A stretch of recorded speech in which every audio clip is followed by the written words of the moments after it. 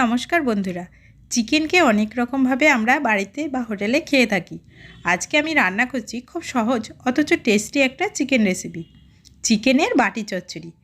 এর জন্য লাগছে 1 কিলো মুরগির মাংস, 4টে পেঁয়াজ, 2 চামচ আদা রসুন বাটা, ছোট 1 প্যাকেট চিকেন মশলা, একটা টমেটো কুচি, স্বাদ মতো কাঁচা লঙ্কা, 1 চামচ জিরে গুঁড়ো, ধনে গুঁড়ো, পরিমাণ মতো নুন আর হলুদ, আধ কাপ মতো কাঁচা তেল একসাথে ভালো করে মাখিয়ে গ্যাসে বসিয়ে দিলাম। শুধু মাঝে মধ্যে তলা দিয়ে হালকা করে নেড়েচেড়ে ঢাকা দিয়ে মাঝারি আঁচে চিকেন সেদ্ধ হওয়া পর্যন্ত রান্না করতে হবে। আমাদের চিকেন কমপ্লিট। এতে 1 চামচ গরম মশলা দিয়ে ভাত বা রুটির সাথে পরিবেশন করতে হবে। এটা দেখতে যেমন সুন্দর হয়েছে, খেতেও অন্য রকম সুন্দর। তোমরা ট্রাই করে দেখতে পারো। ভিডিওটা ভালো লাগলে একটা লাইক করো আর বেশি বেশি করে শেয়ার করো।